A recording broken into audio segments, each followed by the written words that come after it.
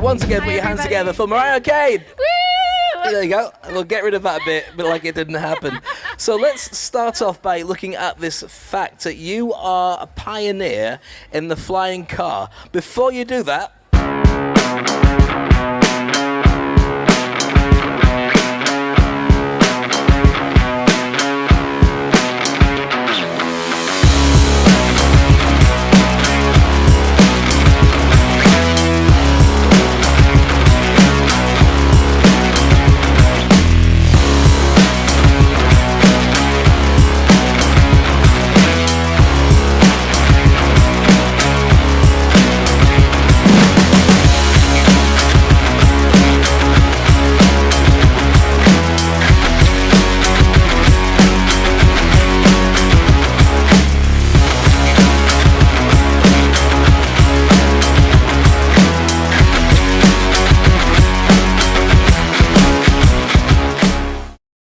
how did you get there? How do you become a pioneer in flying cars? How did I get there? I got into extreme water sports, the hydroflight, water jet boards and jet packs with the big hose that connects to a jet ski.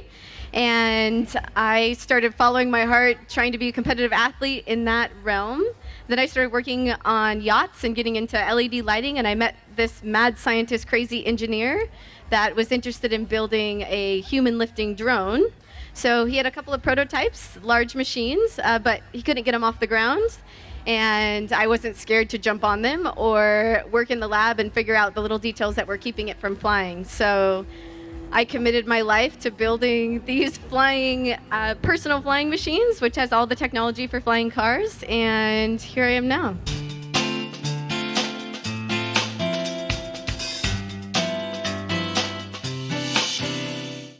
So I take it back, I'm not talking to the female Tony Stark, or maybe I'm a bit, but you're actually Marty McFly from Back to the Future, who met Doc Brown and created that incredible machine.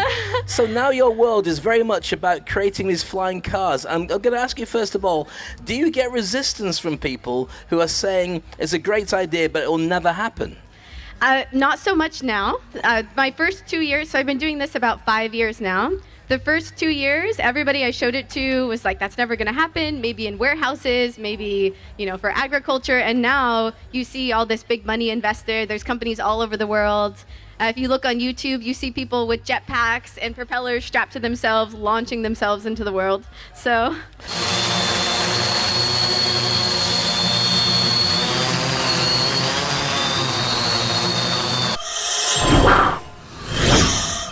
So if we're looking at this whole resistance that you kind of touched on, people going, that must turn around. As soon as they see that it can be done, then there must be a ton of people saying, me, I want to try it, I want one. Because the internet, TikTok, everywhere is full of crazy people Absolutely. on deck chairs with drones strapped to them, flying across a garden and possibly never coming back.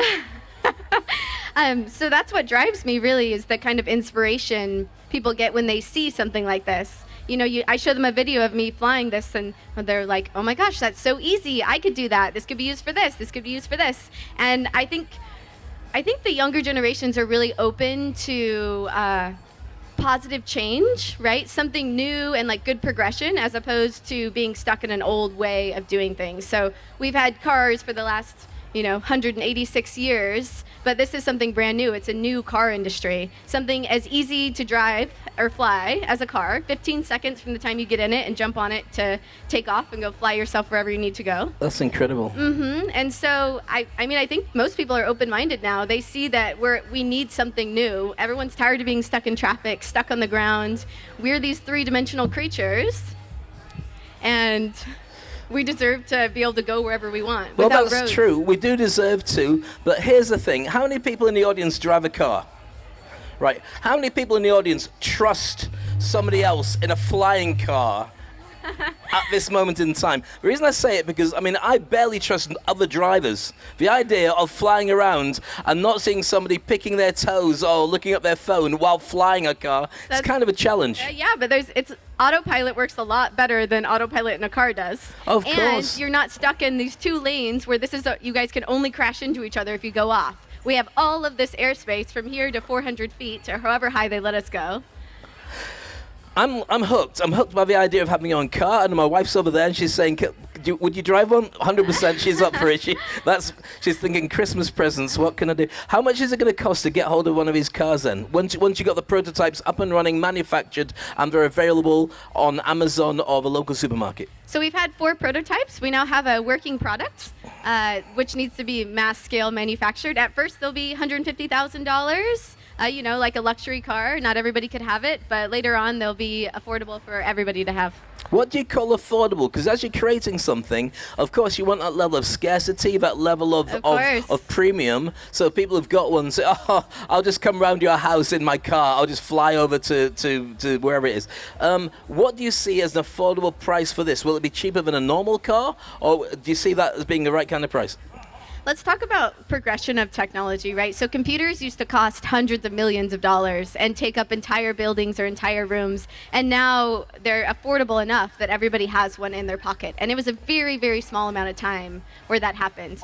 So the accelerated technology is happening so quickly. Right now we're at only $150,000, which is not much for what this device is. And I think within the next 5 to 10 years, we'll at least be down to $30,000 to $50,000, which is very affordable for almost anybody to buy a car. Well, I love it, and I think one of my favorite films is The Fifth Element.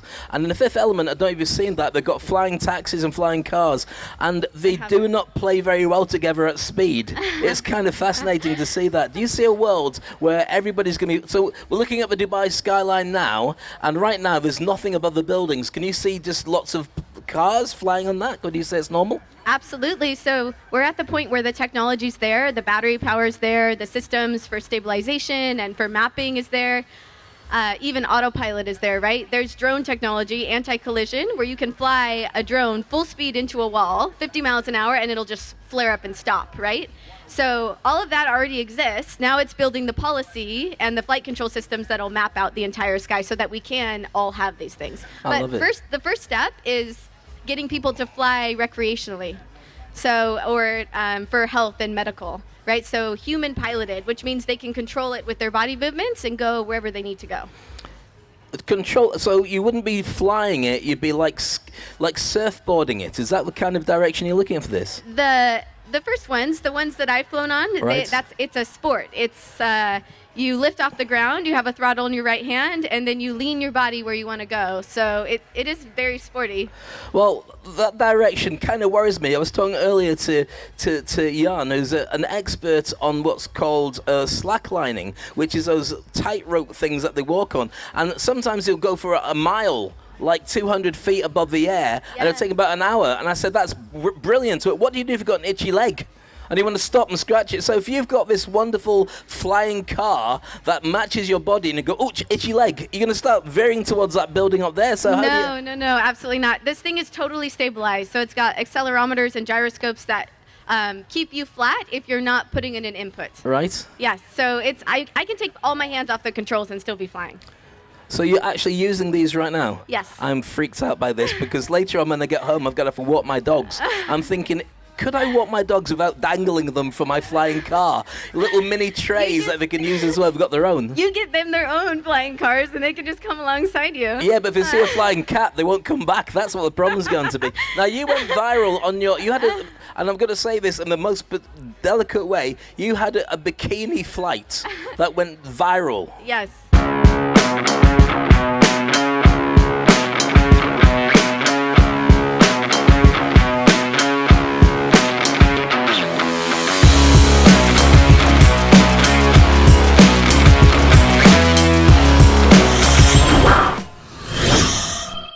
Right. So when that happened, did that improve the knowledge that people had about you? Of course, it improved the knowledge that people had about you in the industry. But did you find that people took you more seriously or less serious? Because at the end of the day, it's a stunt. It worked brilliantly, but did you worry about that?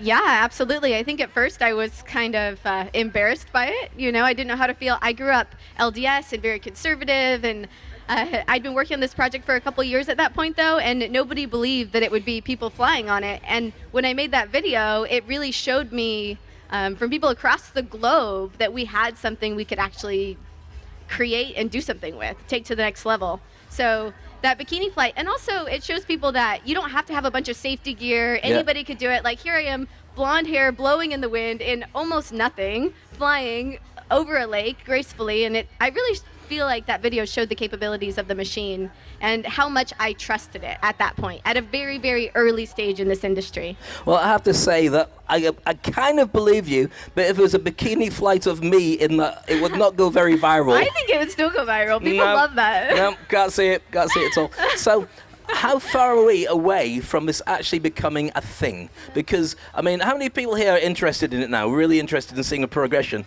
And we've got a number of young generational people here. My daughter's here and these young people here, and they're going, Christmas, Daddy, can I? And you're going, oh, yes, of course you can. We'll just talk to Santa. Do you see it that a world where these are going to be driven by small young people like this as well? And when? That's an interesting question. So this is where the industry is lacking, and what we're creating now is the training programs, the policy, and the regulation that go around this. So we have the tech. You can already fly it as an ultralight or anywhere you would fly an ultralight aircraft. But now it's how do we get it into the public and what rules need to go around it so we keep everybody safe. So the FAA has rules that I'm from the US, so I'm going to speak for the FAA because they know the best. They have laws that are coming out in 2025 for people to be flying these within cities, which is a huge leap for this industry. Yeah. What are the repercussions, though? Because typically, the idea of getting from one country to another country, you have to get on a plane. And we've seen the problems of that recently. Absolutely. We're not taking away the car industry. We're not taking away the aviation industry. This is another step for humans. So just like you would take a bus or you would take a cab or you would drive your motorcycle, this is an addition to what we already have.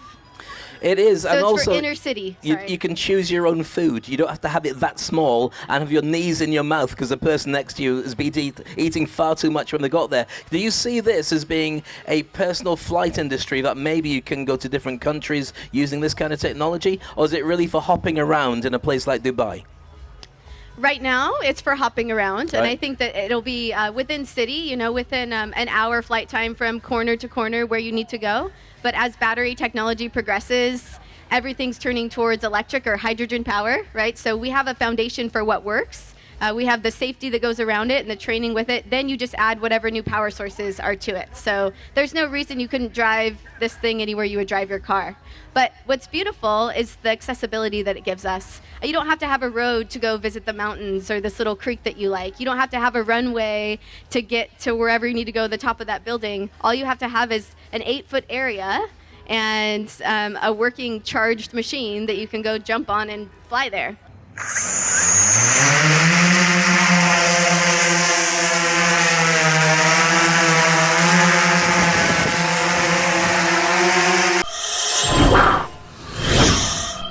What's your current flight distance that you can do? How long can you fly, and what kind of distance can you do with a current machine? So there's a lot that goes into that. The wind speed, the weight load, and depending on what power source. With the new power sources that we're implementing, it should be about 45 minutes. That's not bad. 45 minutes you can get, and of course you're not sitting in traffic and waiting for traffic lights. No. It's as the crow flies, 45 minutes. Think about what it does to your mind when you're stuck in a car and stuck in traffic. Like, we are beings that want to be free. We want the freedom to go where we want and think how we want. The way that society is right now, we don't have that true freedom. This is something that really lifts you off the ground and takes you to a higher level of thinking. I'm really excited about it, but I also think about the same fact, which is when I'm running out of petrol, I can go, at the very worst, I'll pull over to the side and call an Uber. If I'm up there, my battery's running out, that's not a great feeling to have. There will always be, so there's systems in there, right? It's mostly electronics that will tell you when you need to land, and there'll be safe landing locations from wherever you are. So that's part of the regulation that's going to go into place, is mapping out the entire city or area that you'll be flying in, and safe landing protocol. How are we going to do it? How are we going to recharge? But there's also systems where they're using graphene-based semiconductors, and the device is recharging itself as it's flying. Ooh. You know what else is cool? Lithium air batteries, which breathe oxygen and create more energy density. I was going to say that. Yeah. So there's that's the perfect thing to test with a flying vehicle, because you're moving through the air. So why not use air to make more flight time? So all of these things are in the works. It's just about getting the public on board with this new industry. Just like when cars came out. Not everybody trusted a car. No, that's for dang give me back sure. the horse droppings of the good old days. Yeah, why would I ever get one of those things? I have these horses. Incredible. So on the conversation we've had so far, let's do another little survey, because we had about 2/3 of the room said they wanted to have their own flying car. How many people feel the Only same way? How many 2/3? people want it now? Be honest. Is there anybody who doesn't feel that they want a flying car? There isn't. Right? I see him raise his hand. You don't want a flying car. Why not? You don't want a flying car. You'll change your mind later. She's giving them out for sweets for Christmas. You just send a letter to Santa. Hey, that's another thing. That You could was- raise Santa. Yeah, so that was something we were going to do last year in New York, but everything happened with the pandemic. Of course. Was deliver presents to some of the children's hospitals on one of these flying machines, right? So it'd be like female flying Santa coming in with gifts. Oh my goodness, that would be That's- incredible. Yes, I've done a lot of youth education events, and because that's what I think is beautiful about this is showing people they can do anything they put their mind to. Like, I knew nothing about aviation or aerospace. I just believed in a dream. Education is everywhere. I learned what I needed to make it happen, and here I am on this journey. It's just about believing in yourself. It's amazing. And one of the things I love about talking to you about this whole thing, and my daughter's over there, Maya. Hi, and Maya. Just waving there. She's 11 years old, and we always empowered her to think about the fact she could do anything. We expect, and say we expect, the world would expect for the foremost spokesperson on flying cars to be some crusty old Doc Brown type person, and you're clearly not that. This is not just a story about cars. It's about empowerment. It's about belief. It's about knowing that when you put your mind to it, people can do amazing things, whoever they are, isn't it? Absolutely, absolutely. And it takes all of those types of people to make these things happen. I don't know everything. You have to hire engineers to do jobs you don't know. There's an expert in every field. But I'm lucky enough to have enough knowledge of all of it that I can bring all those things together and represent it as a whole. I love it. I think it's really exciting about it. And when we spoke earlier, I asked you if you're living in Dubai. You said, no, I'm just here for a while. I've visited a couple of times. You're going to end up living in Dubai. There's just no other way about it. Can you see that? Well, you're not the only person that would like that to happen. Well, so there you go. You got lots of people on your team. Well, I can see that being the case. Before we finish this conversation, are there any questions from the audience? We've just dropped on you. You're all going to get flying cars for Christmas, or near enough. Are there any things you'd like to ask? Any particular color you'd like it to be designed in? Would you like to have it, and this is for mums and dads, would you like to have it as a single thing so the kids can get an Uber and you just fly on your own? Kids, would you like your own one and the parents can find their own? Look at that straight away. The kids are saying, no, we've got our own thing. Any questions from the audience that you'd like to ask? Well, we're talking to Mariah about this. Just for safety, does it have a parachute or something just in case anything? Is there a parachute? Good question. Is there lots of parachutes, but one that works? So this is one of the things I think is so beautiful about this industry, because it's not this one invention, it's all of the inventions that come around it, right? So a car came out, we had to have traffic lights and roads and seatbelts and airbags and all of that. It pushed a whole wave of innovation for society. So this is the same way. We can't use regular parachutes because you have to fall from a certain height for them to blow up. Yeah. But there is something called a ballistic chute that is rocket propelled. Yes. Which works for this per se. If you're over 100 feet, we have plans to create one that is a gyroscopic ballistic chute. So basically, you can be anywhere from 25 to 50 feet, and it has a rocket, but it always shoots up. So it's not accidentally going to shoot you into the ground. Yeah. Yes. Thank you. Can I just have one of them? I'm not bothered about the car. That sounds amazing on its own. Yeah, you're right. Take off right from the ground and see where you want to go. Maya over there, my daughter, I think she wants to ask a question. Take Yes, your Maya, mask off, please. Maya. Have to take your mask off. Okay, it works. Okay, so what are the first main colors are you thinking of? What colors? Yeah. It can be any color you want, but we're building a new car industry, so it doesn't have to be red, blue, black, silver. It could be purple and neon green and electric blue. But Okay. I think people are very much into customization nowadays, so I'd like to have any color available. What color do you want it to be? Blue. A blue one? Yeah. Yeah. Okay. I want a stealth one. I want to hide in the clouds and Oh, go yeah. boo, or be the world's biggest pet pigeon. No, let's not go there. Hi there. So the question is that what the brand name is? Lavora. Lavora, yeah. So my original work was done under Dragonair Aviation. Since coming to Dubai, we've built a brand that's going to go global and bring on many different players in this industry so we can push it forward as a whole. So it's not Carl Benz competing with Ford, right? It's all of these car companies or flying car companies working together to push the innovation it's going to take to do this the correct way and around the globe. So Lavora. Nice name. Yes, thank you. It's a nice name, but I want to get in my dragon. I'm sorry, it just, after It watching is Game still- of Thrones. It will always be my dragon. There you go, brilliant. When you're talking about mainstream, how many cars, flying cars, are you talking about having in the sky?